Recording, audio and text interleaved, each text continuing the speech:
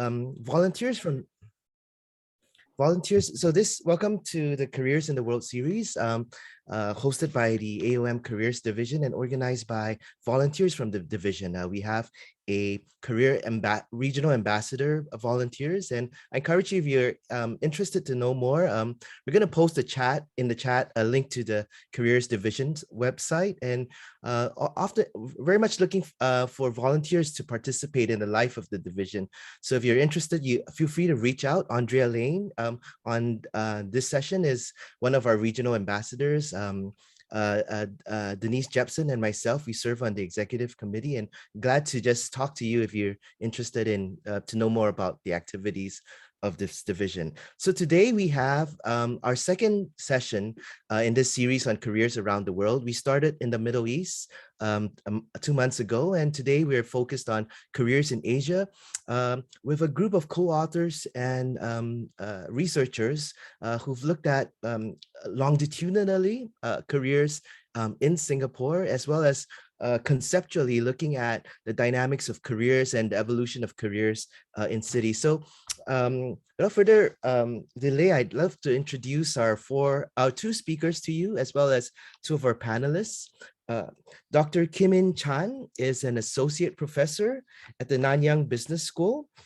His research is published in top management journals, including the Journal of Applied Psychology and Personnel Psychology. He's also the author of the book Military Leadership in the 21st Century, and a recent edited volume on entrepreneurship, professionalism, and leadership, a multi-dimensional framework of human capital and career development. And Dr. Chan will be presenting his research from a number of projects, I believe, synthesized in today's presentation. And we also have Dr. Jeffrey Kennedy, who is a researcher and recently served as a senior lecturer at Massey University. His research has been published in the Journal of Applied Psychology, Journal of International Business Studies, and his recent paper on careers in cities, co-authored with Dr. Chan, offers a framework for interdisciplinary research on careers and includes perspectives such as looking at migration and the infrastructure of cities in how we do research on careers. It's published in the journal Human Relations, so I highly encourage you to look that up. And in addition to our two speakers, we have two co-authors on the studies, and they're also here as panelists. And while Dr. Chan and Dr. Kennedy are presenting, feel free to engage in the chat. We have a whole team of researchers here, and who are familiar with some aspects of the research. So if you do have questions, we hope to have a lively kind of parallel conversation while you're listening to the presentation. Do feel free to share comments, post questions on the chat. So our two panelists today, who are also co-authors on this study, we have Dr. Ringo Ho, who is the associate professor at Nanyang Technological University. He's widely published on psychometrics, longitudinal data analysis, and co-authored the Entrepreneurship, Leadership, and Professionalism Framework and Measure with Dr. Chan.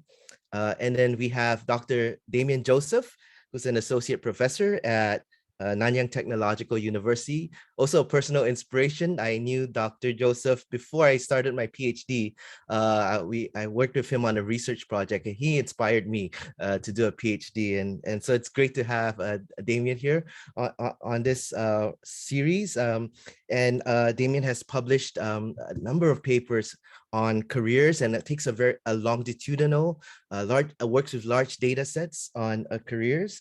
And he is also currently an associate dean at the Nanyang Business School. So we have 4 panelists with kind of deep research experience and careers, and really look forward to their presentation. So I'd just like to pass this time to, I think, Dr. Chan, who will speak for about 30 to 35 minutes, and we'll have a conversation on chat while he's presenting. And after that, we'll have some time for questions and answers. So we have an open forum of discussion after the presentation. Okay, thanks for introducing us, Jeffrey. Hello, everyone. Thanks for joining our webinar. Presentation today is entitled Careers Amidst Singapore's ongoing economic transformation. Hopefully, with the topic that we present today, it will give you some ideas for future research, all right? So first of all, I think most of you are familiar, when you hear of Singapore, you are familiar with Singapore Airlines, of our food, and the fact that we have a nice, lovely airport, and we have a world-leading harbor and seaport. But maybe I thought I'll try to give you some context to the presentation by sharing some essential points about history, geography, population, and economy. So most basic fact, we are a sovereign island city-state at the southern tip of Malaysia. We are often called Little Red Dot. In fact, the term was used by an Indonesian president a few decades ago to refer to us. We are a small island nation, 733 kilometers squared, but with 5.1 million population. So in terms of area, we are about half the area of Greater London, and we are the third most densely populated country in the world. We were a former British colony, part of what was called the Straits Settlements, the British Straits Settlements. We became independent in 1965, and today we are 56 years old. That's how old I am. Okay, and we celebrated our 50th National Day in 2015. Population is multiracial, multi-religious. We have a common language, which is English, the language of business and government. We are parliamentary democracy, and we are into our third prime minister, and this lady here is our eighth president. So economically, we are one of the four Asian tigers alongside Korea, Taiwan, Hong Kong. These are the Asian countries that were characterized by rapid industrialization with high growth, especially from the 70s to 80s. And today they are all relatively high income economies and highly competitive in the world stage. Singapore's economy is characterized as highly developed, free market. We are often considered one of the most open economies. We are considered the third least corrupt, and we have generally a pro-business environment with very low tax rates. Our capital GDP is one of the highest in the world, and when you consider that our population is 5.1 million, our labor force is 3.8 million, of whom about 1/3 are foreign talents. Employment has generally stayed low, except during the COVID 2020 when it spiked up to about 5%, but now it's back to 3%. All right, so that's some background to understanding careers in Singapore. Our aim today is to introduce our PL, or Entrepreneurship, Professionalism, and Leadership Framework, and also some of our ongoing research and how it's been shaped by Singapore's socio-economic context, where we would like to emphasize it's a small city-state in a globalized world that is undergoing constant economic transformation. And what we hope from this presentation is that you can share our sense of how context matters for careers beyond just an agentic approach. So it's important to consider level, the location and level and the point of history that the careerists or the workers are in. It's also important to consider how planned economic and social change shapes the meaning and nature and opportunities for working and thus careers moving forward. And I think one of the questions that we are always thinking about is how, as careers researchers, we can work better with policymakers who tend also to be the funding, people who control research funding, and also the practitioners who are mainly trained in economics and education. So how can we work with them to study and also shape the understanding of careers in future society in the local context? So, like I mentioned, Singapore is 56 years old now. We celebrated our 50th year of nation independence in 2015. And around 2018, the National Geographic published an issue featuring Singapore as a city of the future. I'd like to play the first minute of the video documentary that they produced, just to set some context to what we are going to talk about after this. The paradigm has shifted. The world is accelerating. The science fiction of yesterday is rapidly becoming the science fiction of right now. How do we withstand the tectonic shifts in the world around us? How does a society thrive when the world economy is undergoing constant disruption? How do we continue to learn when information is moving at the speed of light? There are places that are ahead of the curve, cities building the tools for tomorrow. We want to create innovations that have a real-world impact. One day, Singapore can be self-sustained in food production. We are looking at the development of Singapore 40 years ahead of time. This city could be a model for what's to come. This is the city of the future, Singapore.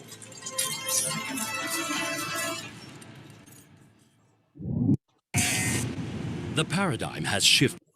So, it's a National Geographic video, but for many who watch it around the world, it looks pretty impressive. For the Singaporeans, when we watch it, it almost looks like something that was envisioned by the policymakers and the national leaders 20 years ago. So, in fact, it was, and while this was produced in 2015 to 2018, it was literally 20 years back that Singapore articulated a national strategy to shift from a mainly manufacturing and services economy to an innovation economy, to include innovation as part of a major aspect of its economy as well. So the story is basically that when we became independent in 1965, our growth was initially driven by labor-intensive manufacturing, largely led by multinationals. And then we shifted more into services industry with banking and transportation in the 80s. And then it was around the 1990s that Singapore started to shift its focus more towards research, innovation, and enterprise as an economic strategy. So for me, I'm as old as Singapore, so I kind of grew up experiencing this journey of economic transformation, 50 years of economic transformation. And in that sense, for me, I can understand how, for example, our first Prime Minister, Lee Kuan Yew, emphasized that economic development is key to survival for a small city-state with no natural resources. Our third Prime Minister, Lee Hsien Loong, emphasize how change must be a constant for a small city-state like Singapore in a global environment, and that change must also be planned and systematic. Later on, we have a finance minister who's now a deputy prime minister, who in 1997, around the time of the Asian financial crisis, started articulating the need for innovation in our economy.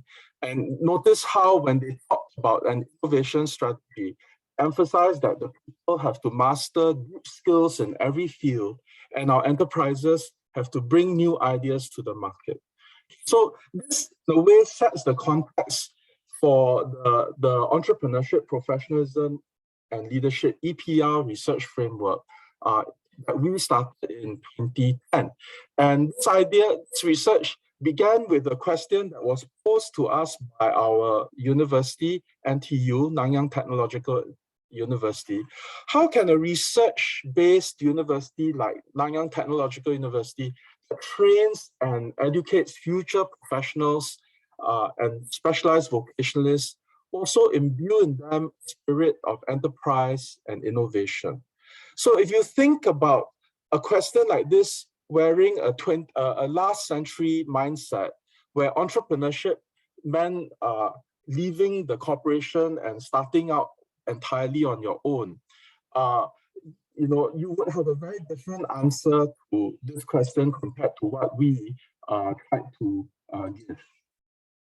I also want to share that there was an underlying policy concern at that time, in that past 20th century education and workforce development systems seem to be entrenched in industrial age assumptions, where education system would train people for specific jobs, vocations, and professions, and that workers would then join an established organization either as a professional, vocationalist, or manager, seeking more security compared to being an entrepreneur, and where workforce development initiatives would either help revocationalize people or to focus on developing them up the organizational hierarchy as leaders or managers. So in that 20th century way of thinking, entrepreneurship initiatives would then focus on those who choose to leave the mainstream idea of work and careers, and where entrepreneurship was almost like, going your own way. So to answer that question that was posed to us, we came up with a vision and an idea that if we assume everyone has work economic potential in 3 dimensions: leader, manager, profession, specialist, or an entrepreneurial business dimension, then we no longer focus on only enhancing entrepreneurship among the entrepreneurs or the entrepreneurial people, but we can bring entrepreneurship as a dimension of human capital or workforce development in the entire population or workforce. So this is how we propose the EPL, or Entrepreneurship Professionalism Leadership Framework. The idea was that everyone can have work economic potential in 3 career dimensions. So while instead of thinking of only developing on single path or single track along each of these dimensions, perhaps we can start thinking about individual careers as vectors in 3-dimensional space with non-linear trajectories or pathways, rather than only single-dimensional pathways. So this was a simple idea that we were proposing to help our students in the university think of multidimensional rather than only linear career development. So we presented EP and L, Entrepreneurship Professionalism, as our framework at Boston, the 2012 Boston Academy of Management meeting at Boston. And then we subsequently published the framework and a set of measures of entrepreneurship, EPL motivations, in the Journal of Vocational Behavior. So the question we asked was, what are the ways or dimensions a person's career may unfold? And the idea was that maybe individuals can think of careers as vectors in 3-dimensional EPL space. So are you only considering a single track, increasingly deep or specialized career in the future, or only a general leadership managerial career in the future?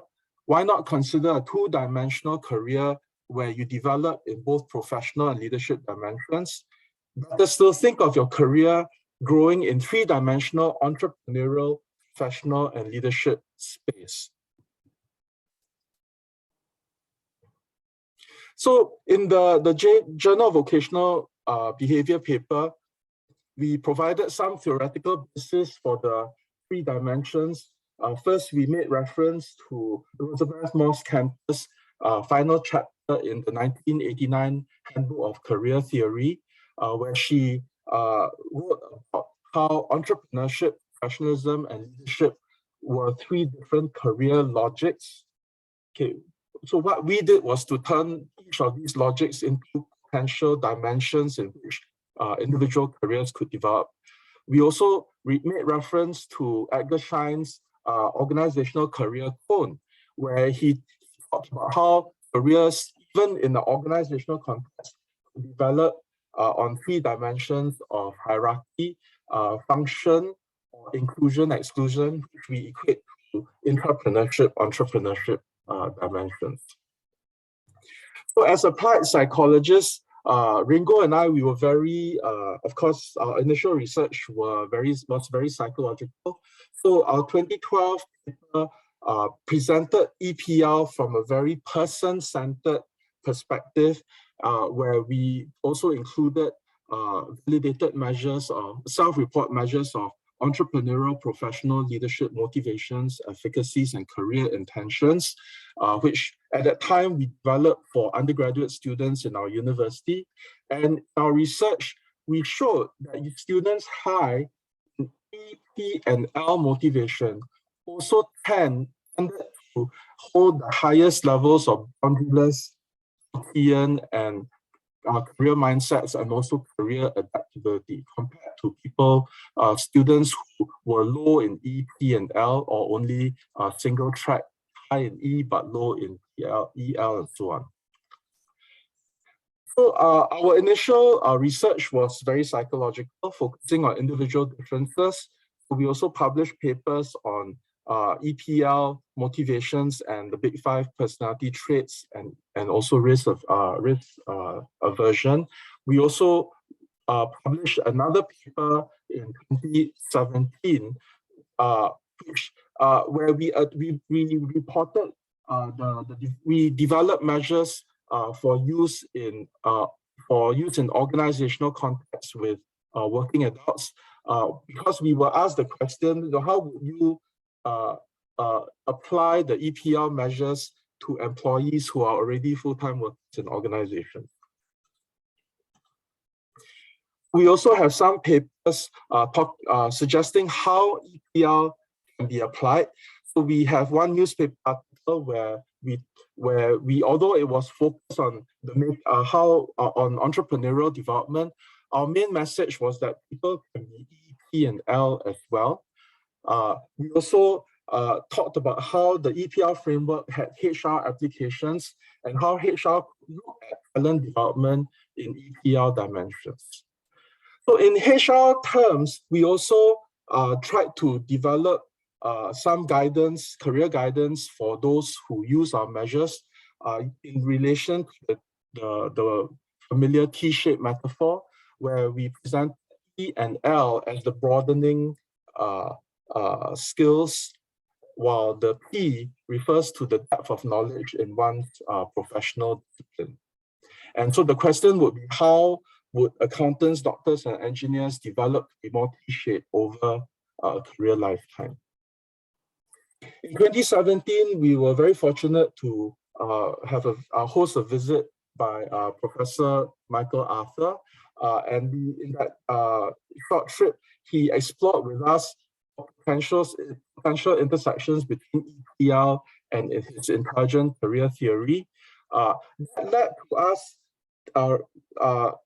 formulating the idea for a book which we entitled EPL, a multidimensional framework for human capital and career development in the 21st century.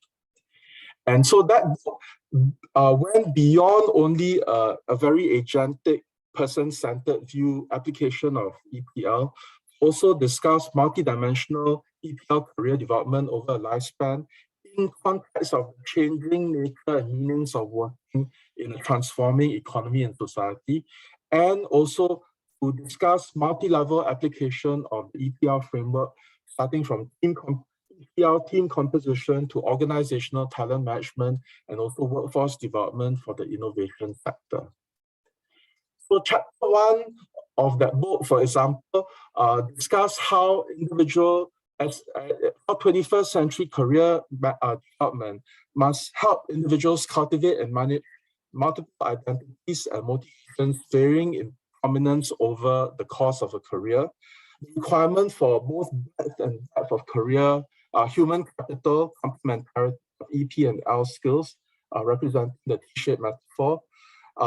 The importance of developing multiple diverse functional networks to open up career options and work opportunities, and also to consider EPL outcomes of one's work efforts.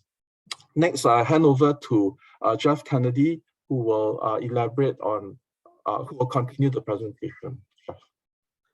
Thank you very much, Kim, and kia ora koutou katoa. Thank you for joining us. Some pretty odd time zones out there. I just wanted to pick up a couple of ideas from chapter 2 of the book, because as Kim has pointed out, EPL started as very much an individual differences construct. How do people differ in terms of their motivation, aspirations, efficacies for entrepreneurialism, professionalism, and leadership? And in the book, we go a step further and explore some possible multi-level applications. So if I could have the next slide, Kim. What I'll use are these little circles. And if you think of the circle as a person, and the little pie segments show the relative strength of that person's E, P, and L motivations, or perhaps efficacies, aspirations. And the top row labeled A shows a person developing over time.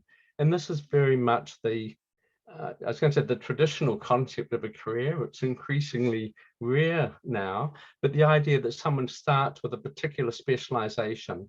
So the left-hand circle, the P, could be a carpenter, and then that carpenter takes on some supervisory responsibilities, a small L, and then perhaps becomes a project manager, slightly bigger leadership responsibilities, and then perhaps a manager in a construction firm, and maybe chief executive of the company, where basically the carpentry skills and the trade requirement of the job is gone, and that person is now a leader. I was reading recently about Kathy Engelbert. She was the first woman to head a Big Four accounting firm in the United States. She headed up Deloitte. She started as an accountant, P, and ended up as chief executive of a very large organization, L. Jack Welch, often held up as an exemplar of leadership, started his career as a chemical engineer, a P. So the top row is that sort of kind of traditional career path, moving from a professional specialization, moving towards the leadership dimension, and then dropping some of the P as you move into leadership. Row B is the situation that Kim was talking about with Singaporean universities. Singapore, a very small country, but it has several hundred multinational companies operating within its borders. It's a very open economy. So a lot of engineering, accounting, law graduates work for multinationals. And the Singapore government would very much like those people to either create new firms, become entrepreneurs, or to help build existing Singaporean firms into regional companies, perhaps even into multinational companies.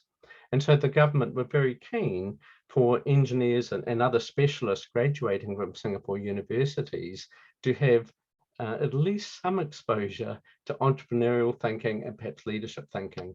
And the hope is that some of those, not all of them, but some of them will end up then growing home-based companies to provide increasing employment and economic well-being. So lots of issues raised about that. And I noticed Jeffrey Yip posed a question, do we know how stable the EPL balance is within individuals? And that's a really important research question. There's a couple of longitudinal studies that the team are working on at the moment that might shed some light on that. But other questions come out as well. Are these changes incremental over time? Did Kathy Engelbert always want to be a leader, or were there perhaps developmental challenges, crucible events in her career that switched her to leadership? Was it the influence of mentors or networks? What is it that creates that shift in people? So lots of interesting questions there about how people move from one of these circles, if you like, to one with a differing mix of EP and L. So if we have the next slide, Kim. Many of you looking at teams will be familiar with the idea of team roles. Maybe you're familiar with Belbin or some of the other frameworks that argue that the effectiveness and cohesion of a team depends very much on different people fulfilling different roles. Well, many work groups require a range of E, P, and L contributions. The example that I've got on this slide is modeled on a research team seeking to commercialize, fairly basic research. So on the left, you've got a pretty hierarchical team. some kind of principal investigator, a leader at the top, with some junior leaders, running a team of scientists that do nothing but the science. And in terms of commercialization, there's a boundary spanning role where the leader engages with resources outside the team. But the right-hand half of the slide is quite a different team composition. Here you have entrepreneurialism and leadership distributed more throughout the team. And if you think about it, you could see that those teams could develop very different ways of operating, different team norms, different ways of approaching or thinking about problems, different ways of communicating about both the research and the commercial opportunities that stem from that. So once again, lots of different research questions that flow out of that. Which approach works best? Do different configurations work better at different stages of the team development process? How does diversity along EPL dimensions influence things like team cohesion, team norms, and so on? So those are a couple of examples. We'll go to the next slide.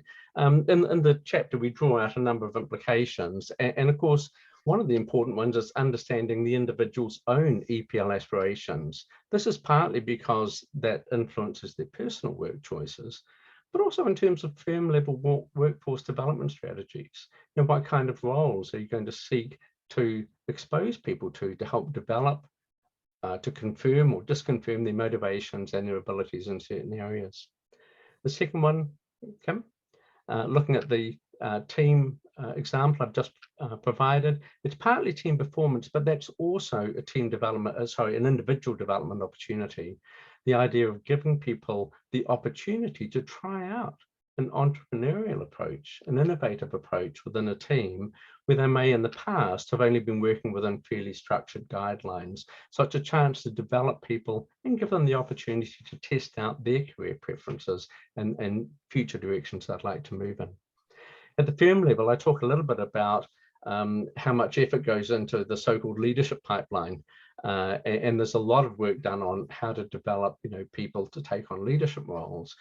But if you look at surveys of chief executives, they're also worried about technical roles, people that have knowledge of AI, digitalization, and so on. They want them in the senior management group as well.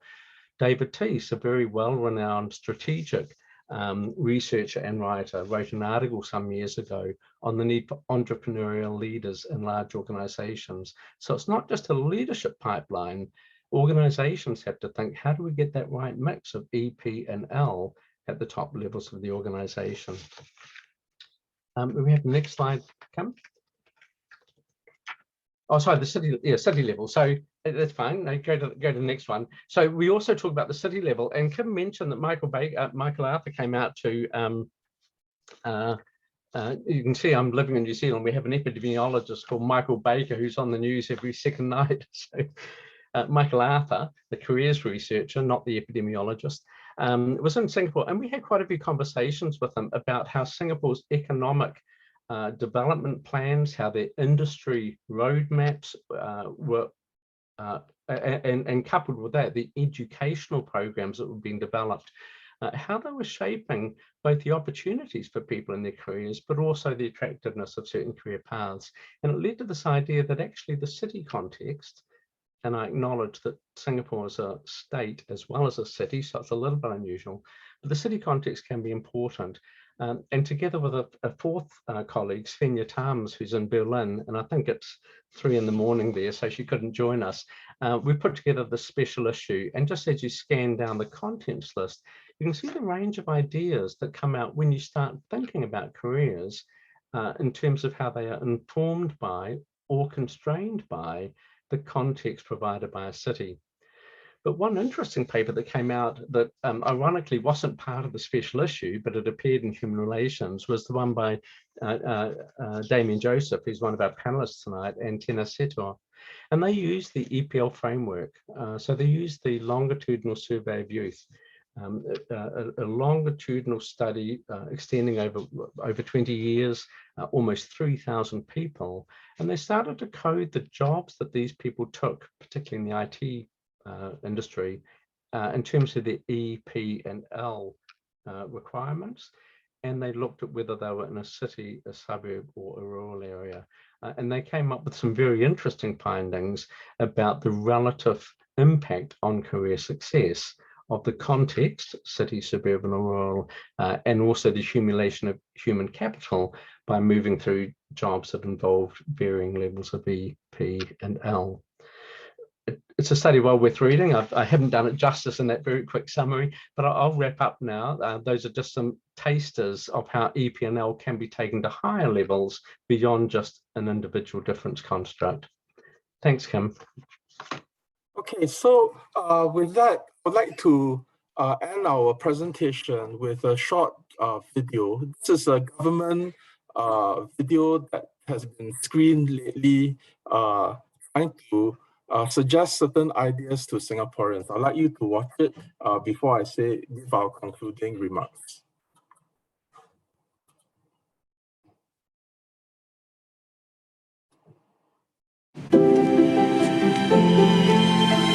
What happens when the music fades on a career you love? For 15 years, I worked as a content manager when music downloads were all the rage. With technological advancements, everything changed. I left my job, and for a while, I lost my way. It was scary not knowing what to do next. But for the sake of my young family, I had to move on. So I made the leap into the growing healthcare industry. Juggling fatherhood while learning a whole new skill felt impossible at times. But my wife kept me sane, and my kids kept me going. More than anything, I wanted to give them a better future. I remember my first day of work as a radiographer. I was so nervous, but I eventually eased into the role. Working in healthcare, I get to help many people. And being fluent in dialects, I connected well with the elderly. That's been very fulfilling for me. Looking back, switching my career at 40 was scary, but it had to be done. Without schemes to help job seekers and my family's support, I probably wouldn't have made the leap. In life, we won't always know what's coming. What's important is that we keep our heads up and we keep on going. Okay, so I made this video to give you a sense of where our current research is heading. And like the broader theme of this presentation, our research is guided by the directions, the economic changes that are happening in Singapore. So today, our research is focusing more on study of lifelong learning and employment and employability. This is shaped by a national movement that was launched in 2015 called Skills Future, where the government wanted to emphasize how the workforce and the workers needed to be prepared for changing careers due to Industry 4.0 and also the changing nature of work and organizations. So the government and with the economic policies, we saw a lot of subsidies and structures that were created to support lifelong learning and employment and employability. What we are trying to do now is to look at the link between education, lifelong learning, employment, and employability, and the role of the economy in shaping those new mindsets. So these are the kind of policy documents that the government is coming up with. Right now in Singapore, we are talking about how future workers have to be better prepared for the digital economy, the green economy, and care economy. So this has implications not only for mid-career professionals, but also new graduates entering the workforce. And what we also notice is that with these planned economic changes, we also find that there are skills frameworks that are being drawn up, almost as if the government is now part of that organizational planner in terms of the skill development roadmaps for different sectors of the economy. And these are all targeted at the future. Recently, our Minister of Education wrote this piece in our newspaper saying that graduation ceremonies, degree scrolls are now out, and what we need is more just-in-time learning and skills certificate that workers need to use to acquire over a lifetime as the economy changes.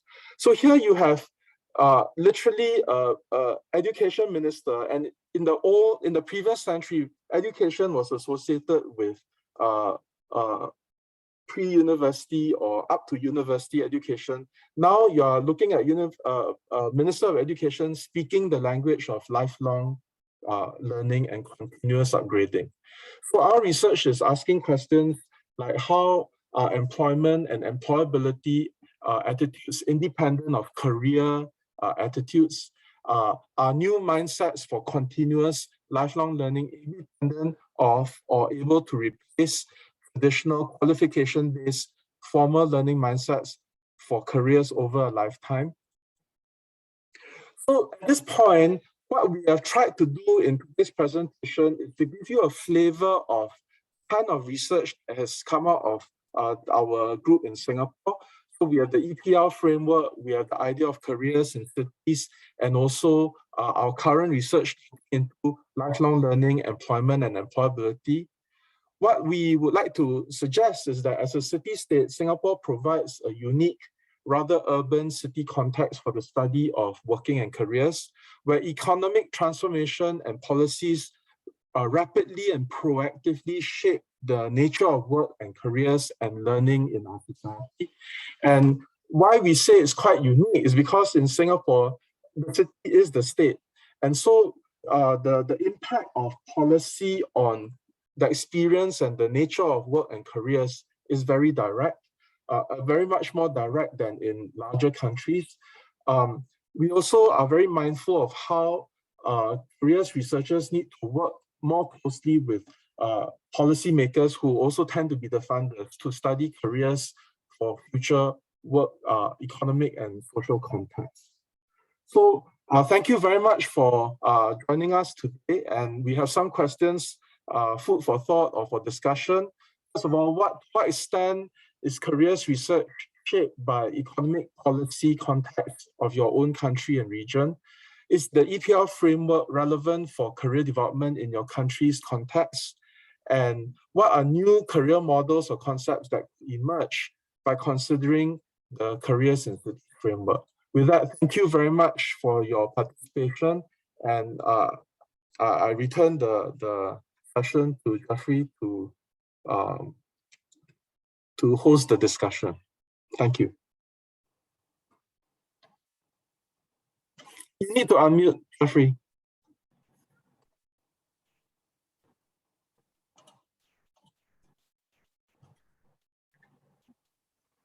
Sorry, I was on mute. Thank you, Kim-Yin and Jeff Kennedy. Thank you for a great presentation. Lots of years of research, many papers, all condensed in the last 35 minutes. Lots for us to think about. I thought with the time, we have time, and I know a lot, I assume everyone here is interested in careers research and here for the presentation. So I thought with the time we have about 5 minutes, if we could break out, I'll put you in a group so that there's a bit of more intimate setting where you can talk with someone who's here in the session about questions you might have. If you like to take a screenshot or a photo of these questions, you could discuss these questions. But in the next 5 minutes, it's also an opportunity to get to know another career researcher in this session. So we're going to do that for 5 minutes, and then you'll come back, and then would love to hear from some of the groups, some of the questions or reactions that you have to the questions that Kim-Yin has posed to us.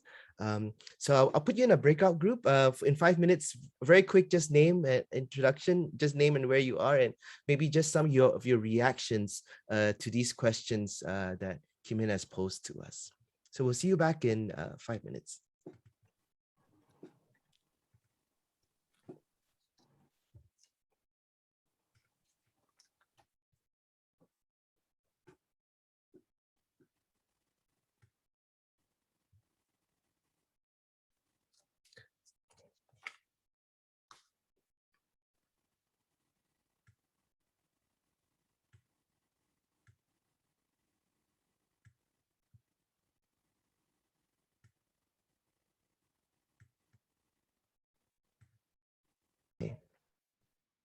Mhm.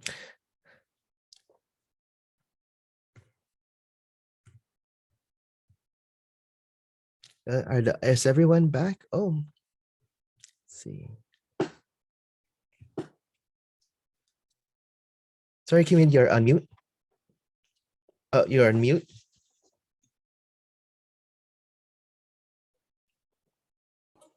No, my Yeah. group is back, and Emily Huang, who's from Hong Kong and who teaches careers and HR, had a lot Alright. of things inside. So I hope she will share it with everyone. That's great. That's No great. more point me sharing at this point. Mhm. Yeah, it'll be great. Thanks for posing those questions. It'll be great to hear people's reactions. And I think we got 6 minutes, and Andrea will close us with an announcement. Folks, we're going to jump right in. If anyone has a question, if you'd like just to raise your hand, any reactions to and anything that stood out for you from your discussion, love to hear. Yeah, it'd be great to hear some thoughts from the group. Perhaps if I can leap in, the group I was in, we were speaking to Rhoda Bakawa from Malawi, and I found it really interesting that the Malawi government in Southern Africa are looking at encouraging entrepreneurship as a career. That entrepreneurship was not really seen as a viable career. You better to have employment somewhere with a company, but they, a bit like Singapore, would like people to think about growing businesses, creating employment, creating economic growth. So I thought it was really interesting, the parallels between Malawi and Singapore. That's great. Anyone In else fact, has seen some in our parallels or group, differences?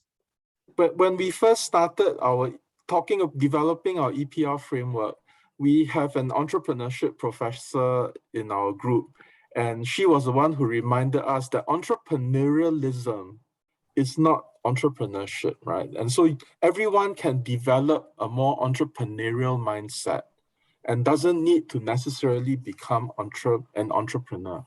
And that's one of the ideas embedded in the EPR framework. Mm-hmm.